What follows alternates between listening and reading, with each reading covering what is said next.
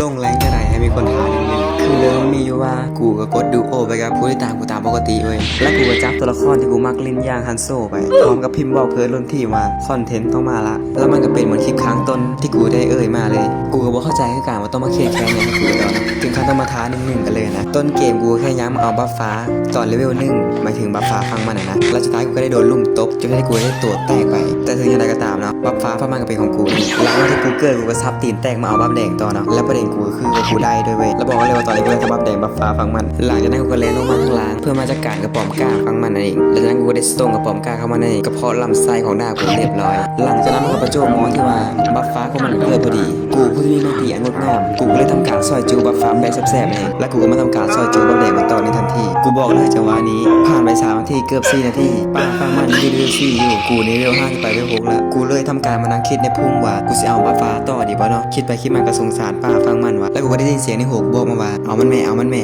กูที่แพ้เสียงในหูเนาะเลยอดใจไม่ไหวเลยกระโจนเข้าไปใส่บัฟฟ้ามันแล้วก็ได้ซอยจูบัฟฟ้ามาไปแซ่บๆเลยแล้วกูก็ได้ทำการแลนมาซอยจูบัฟแดงมันต่อไปแซ่บๆอย่างเมามันเลยกูบอกเลยแต่บัฟแดงบัฟฟ้ามันเกิดมาได้2-3สูตรนี้ป้าฟังมันยังไม่ได้เตะบัฟมันจะมิดเลยเว้ยมีแต่กูที่หับเหมาบัฟมันให้จนหมดเลยเว้ยด้วยความที่ว่ากูเป็นผู้หับเหมาที่ดีขนาดนี้ฟังศัตรูเลยซาบซึ้งในความดีและได้มอบสิ่งนี้ที่กูอยากได้